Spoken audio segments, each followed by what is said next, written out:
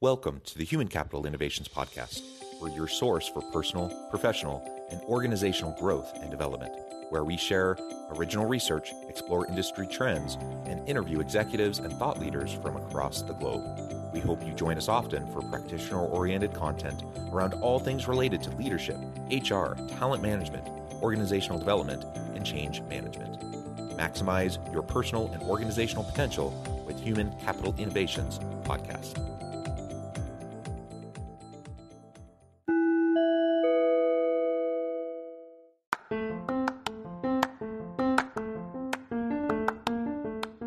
Do you enjoy the Human Capital Innovations Podcast? Enjoy ad-free listening by going to the Patreon page, and please consider contributing even at the producer or sponsorship level. And please leave a review. Thank you for your support.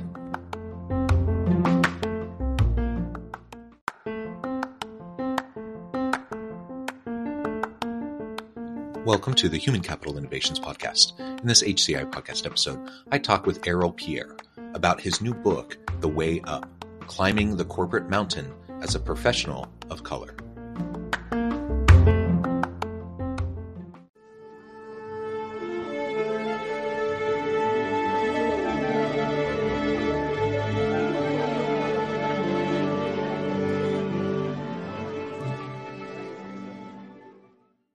Errol Pierre, welcome to the Human Capital Innovations Podcast. Thank you for having me, John. Great to be here. It's a pleasure to be with you. You're joining us from New York. I'm south of Salt Lake City in Utah. And today we're going to be talking about your recent book, The Way Up: Climbing the Corporate Mountain as a Professional of Color. As we get started, I just wanted to briefly share Errol's bio with everybody. Errol Pierre is an in-demand speaker on leadership, diversity, and healthcare, and has addressed hundreds of audiences, including the National Urban League for Young Professionals, 100 Black Men, and Fordham University, among others.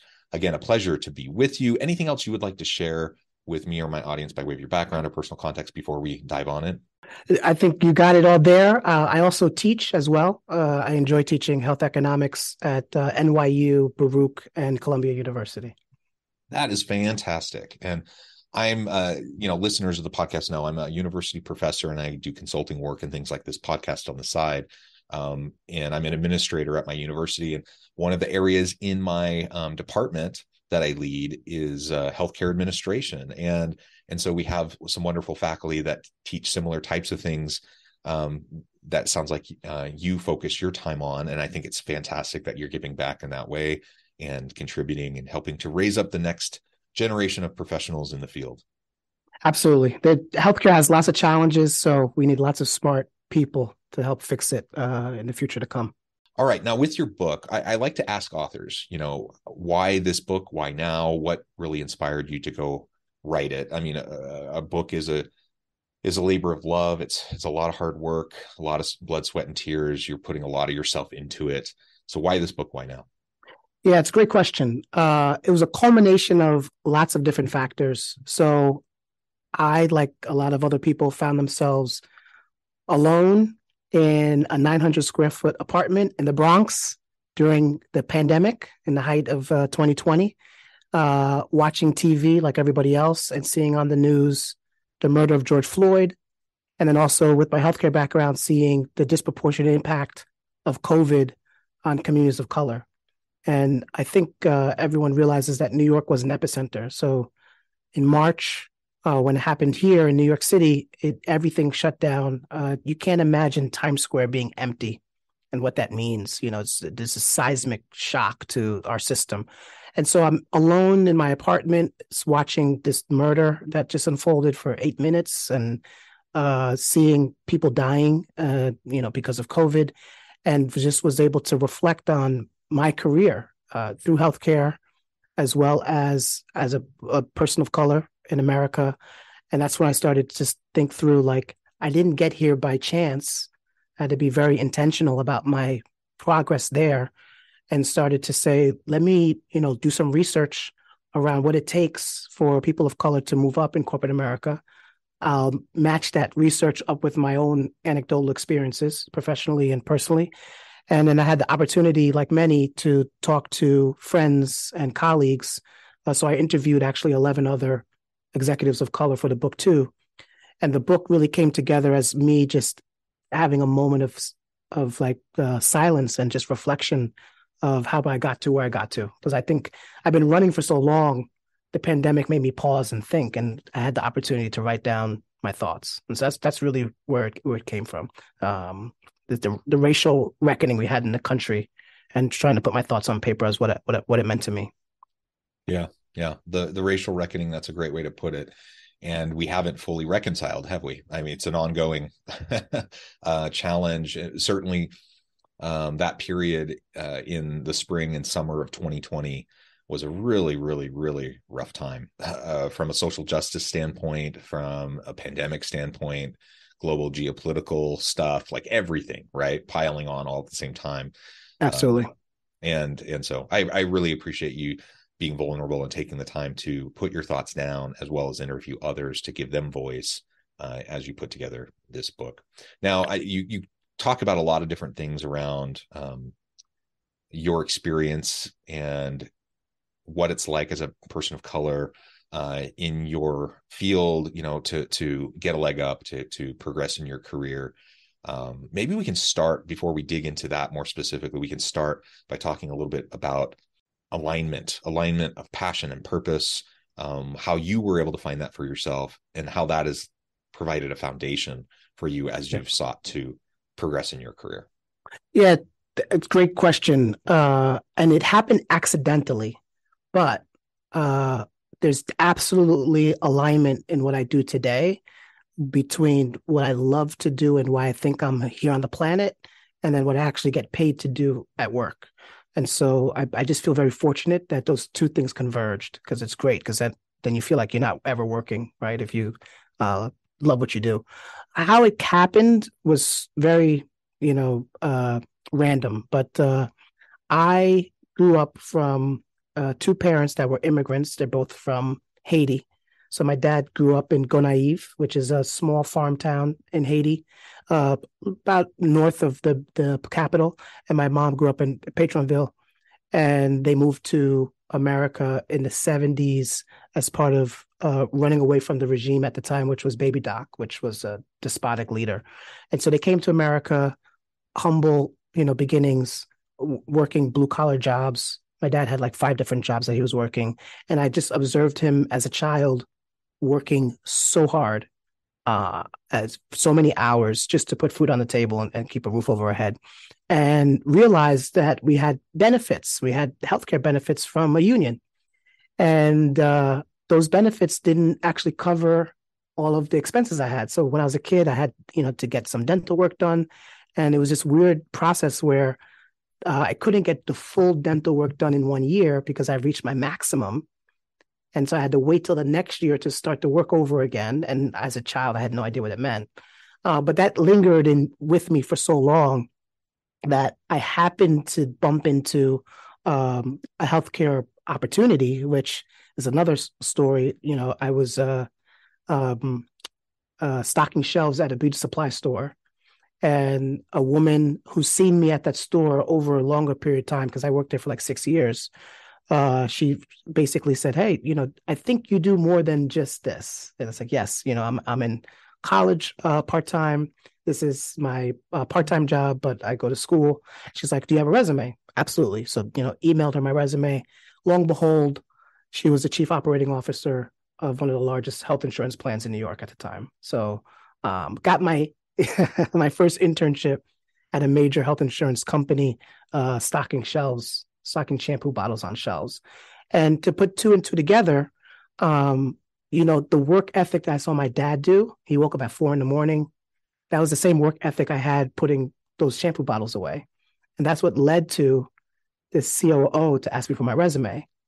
And then I ended up working at an insurance company where now I could ask the question, why do benefits end at the end of the year and you have to restart at the beginning of the year? And that's what sort of turned into this passion around health equity and saying we shouldn't have to cut benefits for people. They should get the healthcare they need, and everyone should have equal and equitable access to high quality healthcare that is dignified and treats them like a human being. And that's sort of been my pursuit ever since. So I always say shampoo saved my life. But that's really where it linked together. And from there, it's just blossomed.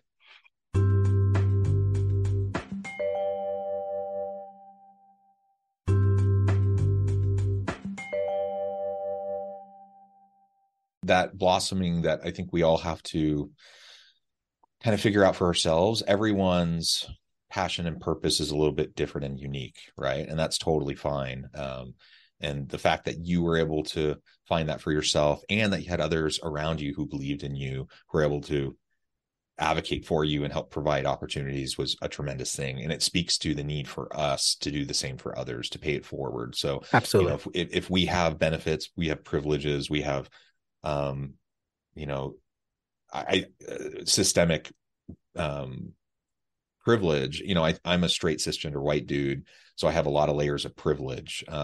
Hopefully I leverage that to be an ally and an advocate, and support and provide opportunities for others, and leverage the privilege that I have in ways that are going to be helpful and useful to other people, so that we can strive for that equity in the world around us. And again, recognizing that it's different for everyone in terms of what their purpose and passion is, and trying to, rather than fit a square peg in a round hole, that we can meet people where they're at and then provide them with opportunities for growth and development. I agree 100%. It's interesting. So in The Way Up, I had this concept of you're blessed to be a blessing. And so the whole point is, when much is given, much is required. I feel an enormous amount of, I'd say, pressure, but pressure is a privilege, of a position of giving back, because I'm just so fortunate of being where I am today. So I agree wholeheartedly with you, John. As we dig into the book now, let's talk a little bit more about your experiences as a professional of color. You had this advocate, this person that kind of gave you your break, and this first opportunity, coupled with your work ethic and your passion and purpose, you were able to then deliver and show promise and develop yourself over time. What do you see in terms of diversity within organizations? What organizations are getting right, what they're getting wrong? What can we be doing better to provide that equity, to create those inclusive environments of belonging, so that people of all different backgrounds, all different types of diversity, that they can thrive in the workplace and have opportunity to fulfill their potential? Yeah, it's a great question. A lot of research is in the book. And one of the studies that I uncovered was, one of the biggest reasons people of color lag in growth in an organization is a lack of mentorship and a lack of sponsorship or champions. And so mentor, and one of the favorite parts of the book that I have is where the word mentor comes from. Mentor comes from the terminology comes from the poem that Homer wrote, the Odyssey. And it talks to this fact that Odysseus went to fight the Trojan War, and he was leaving his house and was going to leave his son alone, his son Telemachus. And he's like, if I'm going to leave my son alone, I need to leave it with someone that I trust, that's going to be there to train him in the right way and treat him like a father figure. And so the person that Odysseus left his son with was his friend Mentor. And so that's the strength to which the relationship is so important, that you would trust leaving your son with this person. That's the type of relationship you should have. When you have that type of relationship, that close bond where this person's going to treat you like their own son, then you're absolutely going to grow. And what I've seen in corporate America, my own experience, interviews in the book that I did, there's just there's a dearth of mentorship for people of color. Why is that? Some of it is blamed on implicit bias. There's naturally just connection of being around people that you look like, being around people that you know. There's just this natural gravity of you're just going to naturally bond with that person. So we have to sort of mitigate the implicit bias, mitigate that natural inclination to, go with people that look like you and talk like you, and make sure that we're spreading the wealth on mentorship for everybody. It's so key. And I'm only here today because of the mentors I had. So that's the first piece. Sponsorship, championship is a little different. Mentorship, I have a one-on-one relationship with someone. They're telling me ideas. They had the job that I'm looking to pursue to get. They're giving me tips. It's a really close bond. Sponsorship and champion is I might not even know that they're working on my behalf. I might not even know my champion or my sponsor. Also, they don't work with me on a day-to-day basis. They're more from a distance, and they're fighting on your behalf. They're in the rooms you're not in talking about you. So this is what happens in the boardrooms when they say, we're working on a new project. Does anyone know anyone who would be good for this project? Like a sponsor would be someone in that boardroom when you're not in that says, I think Errol would be a great candidate for it. And they're working on your behalf. You have no idea that's happening. And it's important for employees of color to be in a position to find their own sponsors. And that means you're always exhibiting the right character traits. You're always have your A game because you never know who's looking. I talk about in the book, when you write an email, write it like it's going to get forwarded to the CEO because you never know. And that's how you actually get sponsors. My sponsors that I had in my career, I don't know what led them to gravitate towards me, but it was because I knew I was very intentional about anytime I'm at work, I need to, personify an intentional perspective of who I'm going to be because I don't know who's watching. And I think that led a lot to my success as getting sponsors. So I try to encourage employees of color to really be intentional about who they are at all times because someone's always watching. And it's they put them in the best position to get that sponsorship. Yeah. And you talk a lot about building your own personal board of directors. This connects back to everything we've been discussing. So, mentors and champions, your network, your sponsors, right? Tell us a little bit more about what you mean by that and how you've gone about doing that and how others can go about developing that kind of personal board of directors for themselves. Yeah, it's great. Why do Fortune 500 companies have independent board members? The reason being is they need a non-biased perspective on what they're doing. They need someone to look at the CEO and the management team and say, you guys can do better. Why aren't you doing this? Have you thought of that? That companies are successful because the fact that they have these independent board members that push them. In the same vein, if you look at your career like a business and you have the same strategy and the same intentionality around what you need to do, you need a personal board of directors too.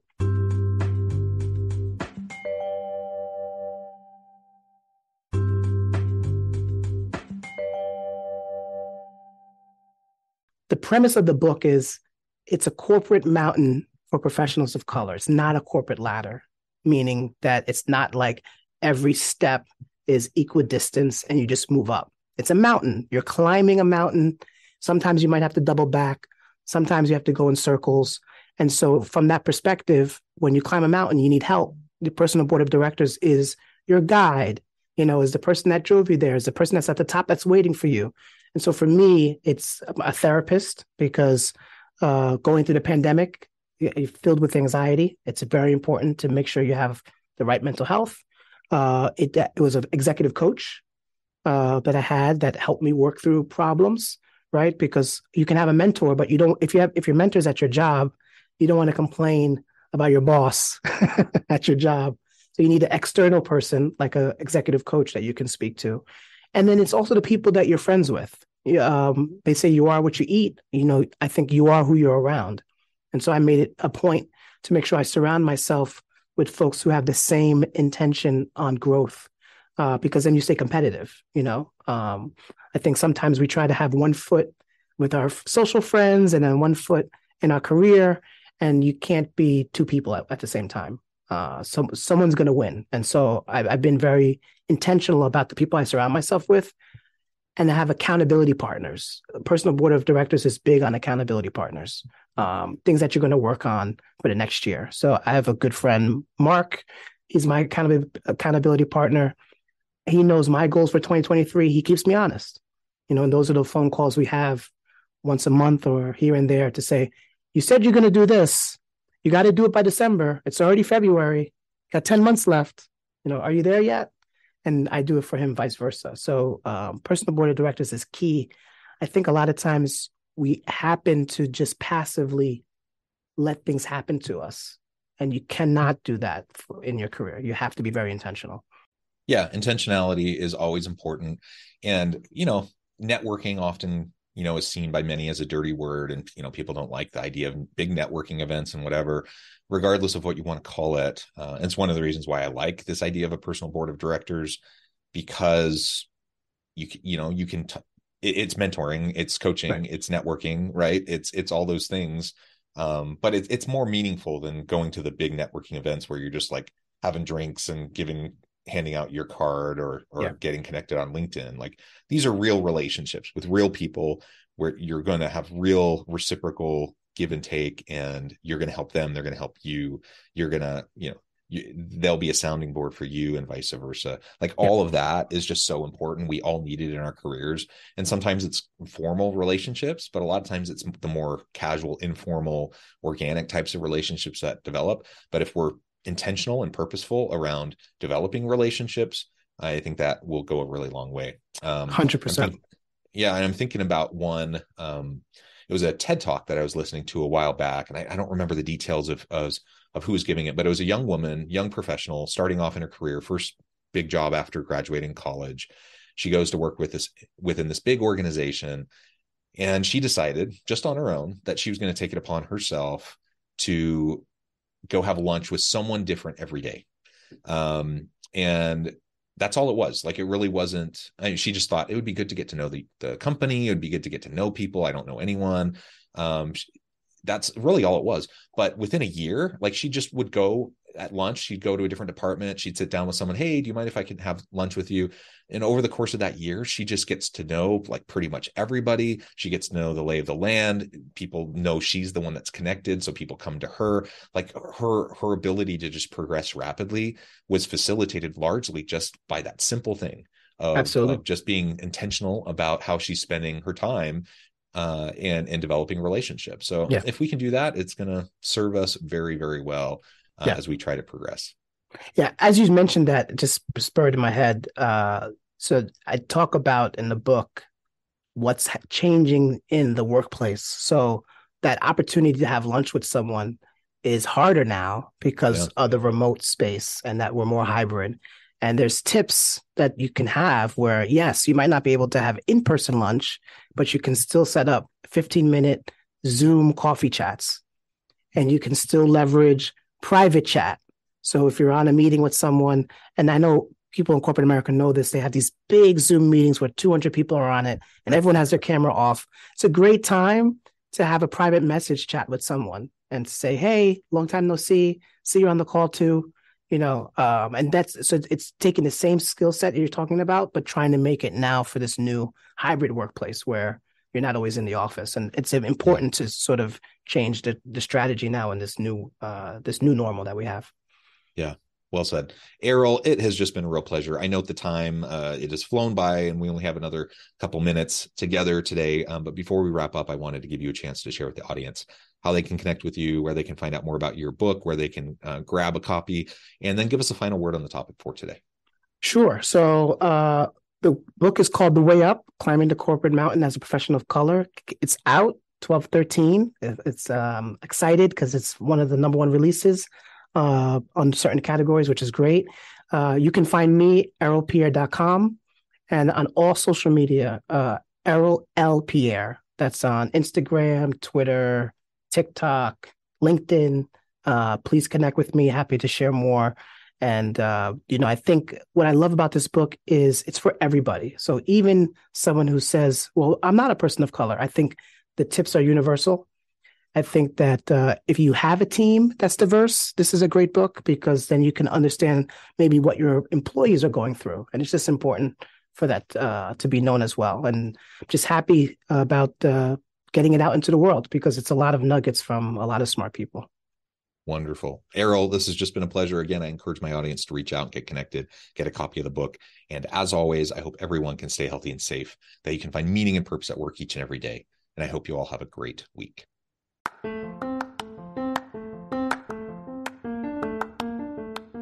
you enjoy the Human Capital Innovations podcast? Enjoy ad-free listening by going to the Patreon page. And please consider contributing even at the producer or sponsorship level. And please leave a review. Thank you for your support.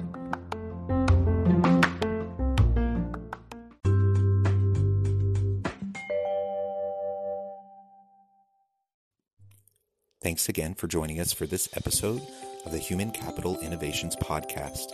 I hope you stay healthy and safe and that you have a great week.